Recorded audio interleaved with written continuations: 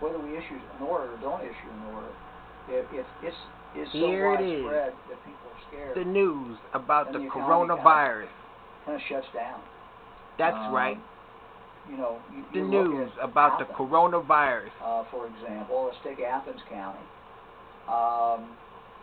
And John and I were on the phone with the health director, and, along with other health directors on the phone. I said, look, what's going to happen? What's going to happen in the fall when these kids come back to school?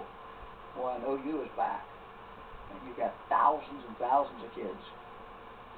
So, and that's, you know, that's the concern. I mean, it's July, and we're seeing this in Athens now, so we're concerned.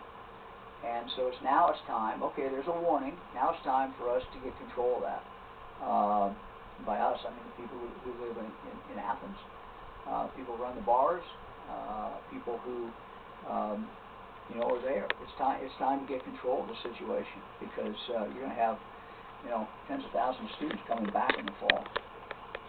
And it's not just unique to Athens, but it's a lot of students coming in.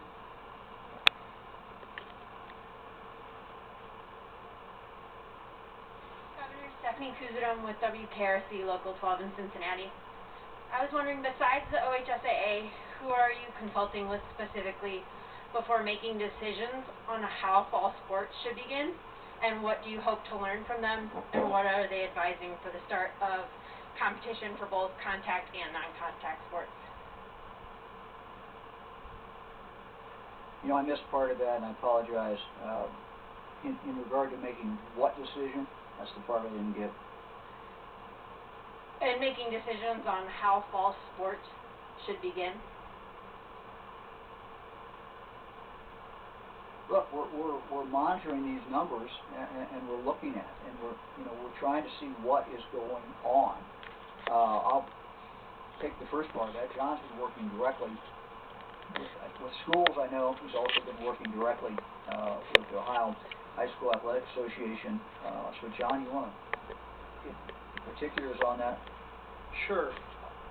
You would be surprised how many people there are to consult with. We know about the professional teams. We've been consulting with them. We know about the Ohio States, but there's also the Mid-American Conference, other conferences from Division I to Division III who are interested in this at the college level, high school sports. But then you also have AAU and club sports and things like that, and people who own athletic facilities who run sports leagues in them. So you have that diversity of voice. It reminds me of the reopening in schools. It's hard to come up with one set of plans that address the unique circumstances that everybody operates under, and that's the complexity of this. You want to try to treat people the same. You also understand that there are unique sets of circumstances, and we're doing this in an environment where we've had an increase in the number of cases, and certainly in some parts of the state.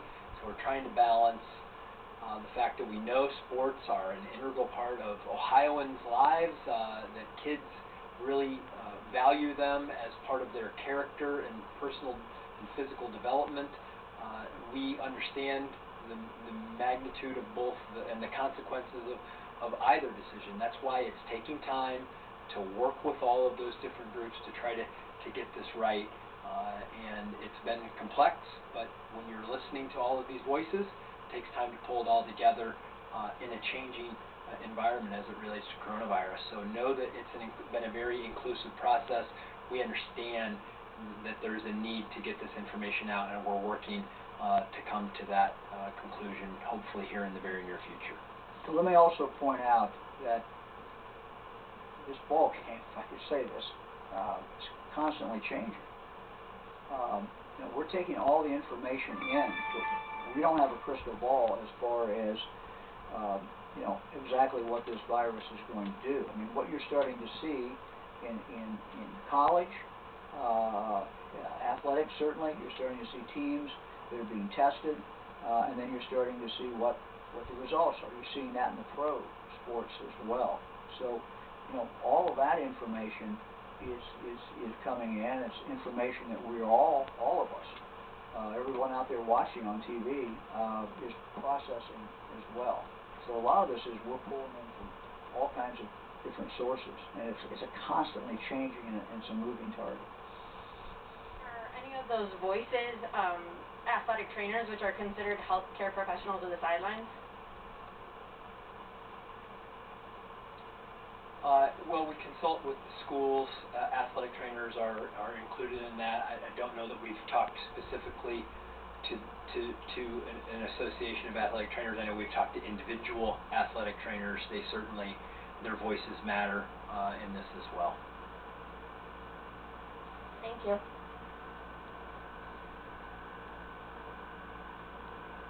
Hi, Governor. Tom Bosco with ABC6 here in Columbus.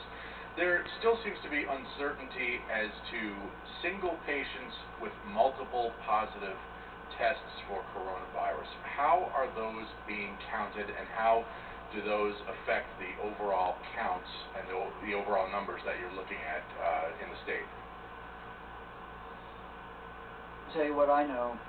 My understanding is that one person becomes one case, no matter how many times they've tested, and that process is done at the health department level. John, do you have anything more on that?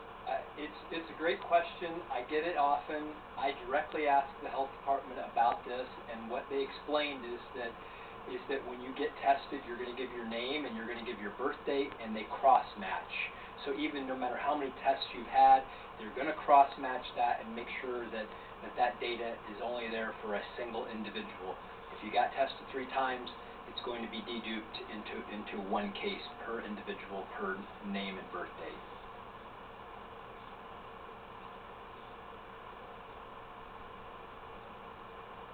Good afternoon, Governor. Randy Ludlow with the Columbus Dispatch. You declined last night to go to a statewide mask order.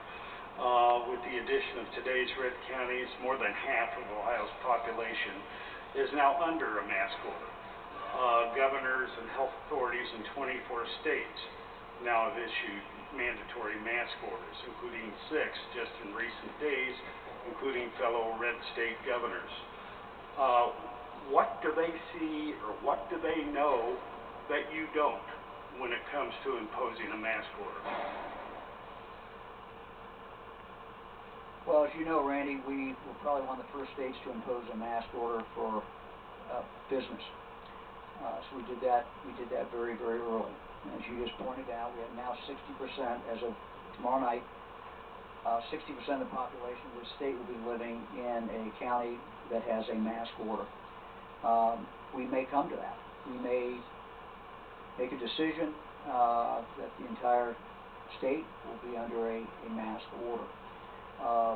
What we try to do is to do 2 things. One is to give people the information that they need to make these decisions. Ultimately, order or no order, it's what people do when they go out of their house. Do they put a mask on? Do they have a mask? Do they put a mask on when they go into a business? The trend line is clear, and the evidence, as I pointed out last night, is overwhelming. So I thought I would try, Randy, one more time with an address in the evening to talk to the people of the state of Ohio about the importance of wearing masks. My experience in life is that people react generally better when you ask them to do something, when you give them the evidence, than they do when you tell them to do something. So I'm trying this, and I made an impassioned plea last night. I think we have the facts on our side. I know we have the facts on our side. Clearly, the scientific evidence is there, and I'm asking people of the state, no matter what part of the state they live in, the next few days to think about it, pray about it, and I hope that in the next few days they make the decision, even if they're in a county that is yellow right now. They need to know that their county may not be yellow in the future. They need to know that their virus is out there lurking in their county where they live. So I'm giving them a few days, and we hope that we'll see a lot more people who have masks on. I'm heartened, frankly, that we are seeing. And the culture, I think, is moving in this direction. I think when you have two big companies, for example, where virtually everybody shops, Walmart, Kroger, in Ohio, that's a real trend. So we're going to give it a little while, and I will not rule that out as we go in the future. But I think, again, people rather be asked than rather be told. And the bottom line is how many people are being careful, because masks are important. But as we learned and we hear all the time, we heard from the health directors today, it's not just masks, it's people coming together. And there's only so much that, we can get into people's lives.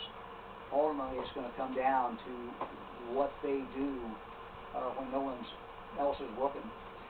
What they do, do they have that block party? Do they have that party in their backyard where they've got a ton of people there? These are things that we can't control. But in the end, if they're armed with sufficient facts on the evidence, and they see what a real threat that this is, and they know that we could become Florida in a darn short period of time, I hope that convinces them. So we'll see how good I'm doing at convincing people in a few days.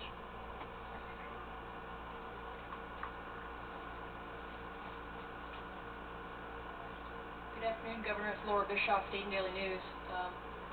Based on the current trends in those 19 red counties, and especially in light of the case numbers increasing among young adults, what concerns you about college students returning to campuses at University of Dayton, Wright State, University of Cincinnati, Ohio State, in mid-August, which is just 4 weeks away?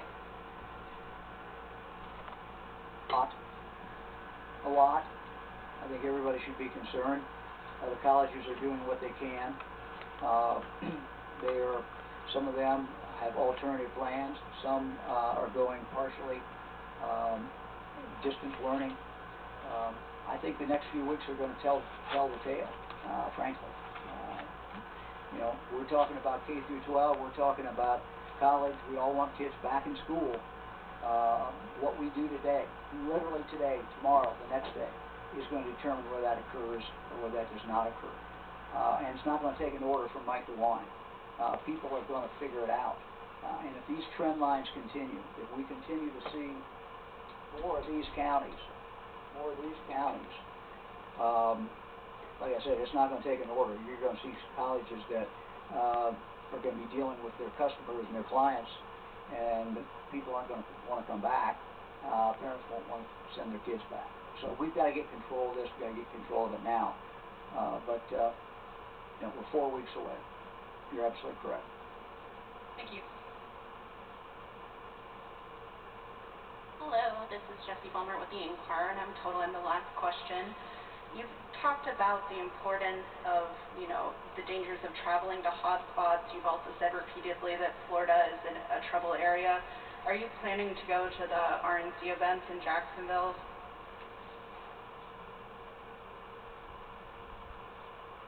Well, again, I don't have a crystal ball to see exactly how that's going to take place yet.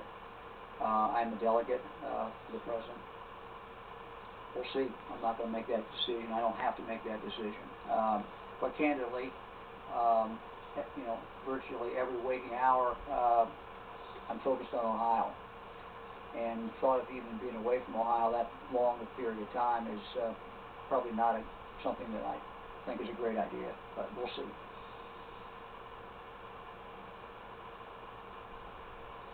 Well, thank you very much. Unless there's some breaking news, we'll see you all back on Tuesday, and I hope everybody has a great weekend. Thank you very much.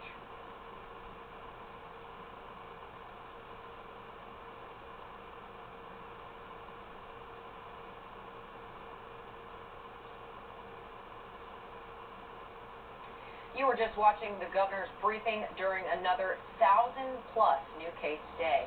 Here's what we learned. Athens County is now on red alert after an explosion of cases that was tracked back to 3 popular bars. Athens County has seen more cases in the last 2 weeks than they have the entirety of this pandemic. The governor doubled down on the need for his color-coded early warning system, saying that it forecasts how dire cases could become through inaction. This, as 19 counties are now in the red and under the mandatory mask curfew, including Delaware County, that is seeing an alarming surge of new cases. The main message from today: no matter where you live in Ohio, you are at risk for coming in contact and contracting the coronavirus. He's continuing his messaging of wearing masks, washing hands, and maintaining social distancing. We'll have more on the governor's news conference throughout the day, right here on Spectrum News 1.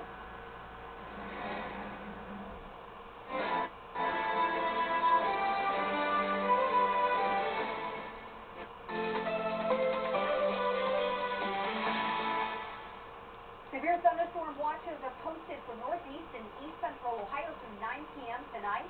So for those highlighted counties, we could get some stronger cells that could produce some isolated tornadoes, damaging winds, large hail, and even some really heavy rainfall that could produce some flash flooding. Again, the main time frame for this will be from now until 9 p.m. tonight. We will be drying out as we head into the overnight hours. We'll be looking at mostly cloudy skies. Tomorrow the skies will be brighter and dry, but it's going to be hot, and get ready for some high heat heading into both weekend days. Temperatures tonight with mostly cloudy skies will be mild and warm. We'll be in the upper 60s and low 70s. Heading into tomorrow afternoon, we'll be in the low 90s. Now, we're going to start the day tomorrow with mostly cloudy skies, but as we head towards the lunch hour and into the afternoon hours, skies will be clearing, and we'll be seeing a lot of sunshine out there, but it will be hot and humid. Your next weather on the ones in less than 10 minutes.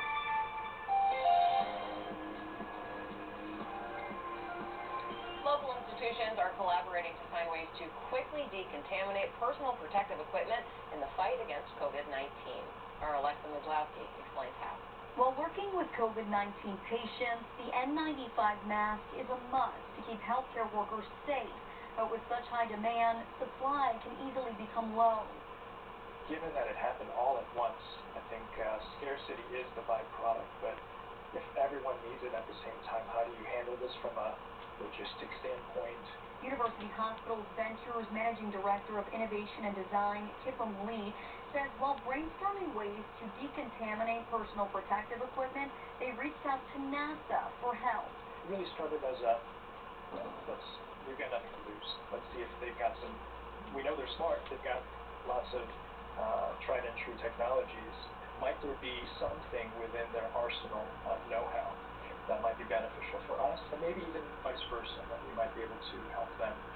So what we're looking at is a way to decontaminate masks on site so that they're available for workers that are caring for coronavirus patients to use. University Hospitals of Cleveland and NASA decided to pursue two different methods: atomic oxygen and peracetic acid. Atomic oxygen is made when ozone is heated, which then kills the virus. It's also a method NASA uses to clean their spaceships. Peracetic acid is a chemical disinfectant that UH researchers say kills nearly 100% of viruses. I'm hoping it helps people everywhere because it's kind of our charter for the Venezuela Wall. In partnership with the University Hospitals, we're looking at ways that we can have like a small portable device that treats PPE, like in our case, we're looking at ozone. We'd have a small ozone generator that flows into a heated box with PPE that allows like a batch treatment of PPE on site. UH is testing the methods with hopes to get the information to other medical institutions for widespread use. Right now they're doing tests with a SARS virus to see how long it takes to clean before it's effective, and also how many cycles of cleaning you can do without damaging the mask. Lee says he hopes this innovation momentum continues beyond the pandemic.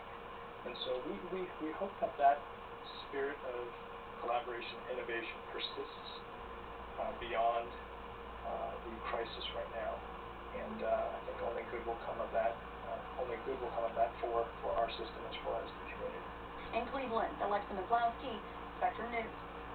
Transit Authority operators across Ohio are continuing to test positive for COVID-19, and now many of them are implementing new safety measures. 9 Cincinnati Metro operators tested positive for COVID-19 since the start of this pandemic. 13 Cleveland Regional Transit Authority operators and 9 Central Ohio Transit Authority operators in Columbus have also tested positive.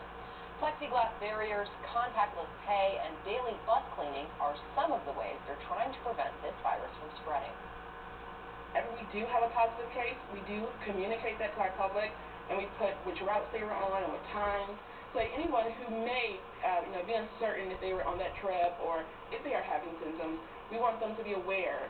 For more information on what Metro is doing to keep passengers and operators safe, you can go to go-metro.com. 2 more chains in Ohio are going with face-covering mandates. You'll have to wear a mask if you get into Walmart beginning July 20th, and if you shop at Kroger, masks will be mandatory beginning July 22nd. The order for both chains is for all U.S. locations. Walmart says they will enforce the new policy by stationing health ambassadors near the entrances to remind shoppers of the requirement. Walmart and Kroger join a growing list of retailers that are instituting mask mandates for all stores. Best Buy, Sam's Club, and Starbucks are also now requiring masks. School districts here in Ohio and around the world are trying to figure out if it's safe for students to return to school this fall. That's partly because there's a growing debate over the rate in which children can transmit the virus to both each other and to adults. A study from the Charité Hospital in Berlin finds that children may be just as infectious as adults. But several other studies have found that children do not appear to play a big role in spreading the virus. And one study in Geneva, researchers found that 39 kids infected with the virus. In only 3 cases was another child the first suspected case. Another study, this time in China, followed 68 children with the virus and found that 65 of them likely got it from adults. Many school districts say they're monitoring the number of cases before deciding when the students will return. If you're worried about the spread of this virus and how much socializing is safe, here's a way to find out where the riskier areas are. Researchers at Georgia Tech came up with this interactive map that calculates your chance of coming into contact with a coronavirus carrier. Here's how it works. Go on Twitter and search COVID-19 event risk. From there, you can zoom in on county and country. If you're planning on attending an event, you can enter how many people you think will be there. The interactive map will then calculate your risk of contracting the virus based on the case numbers in that area. The popular assessment tool is updated daily. Well, it looks like the ongoing pandemic isn't having much of an impact on home prices. That's according to a new report out by the online real estate database Zillow. The company says its analysis shows that while sale price growth has cooled, it's only cooled down slightly. In fact, Zillow predicts the cost of buying a home could be headed for an upswing. The company reports new listings for high-end homes have surged, which is raising the median list price. It also says buyers are currently outnumbering sellers, causing homes to sell pretty quickly. The State Board of Education is officially condemning hate speech and racism in schools. That's according to the Columbus Dispatch. The panel approved a resolution by a 12-5 vote. It's also requiring bias training for Education Department employees. The resolution directs the Department of Education to take a second look at curriculum models and test for racial bias. The board wants the Department of Education to find ways to make sure racism and the struggle for equality are accurately addressed in the classroom. There's a new call to end the sale of Confederate flags at the Lorain County Fair. A group of people protested the sale and display of the Confederate flag at the Lorain County Fair Tuesday night. A protest caravan started at Elyria High School where people put signs on their cars objecting the flag. The Confederacy lost the war. Ohio lost the largest number of soldiers in that conflict between the states. So that flag back then was about racists and racisms and maintaining slavery.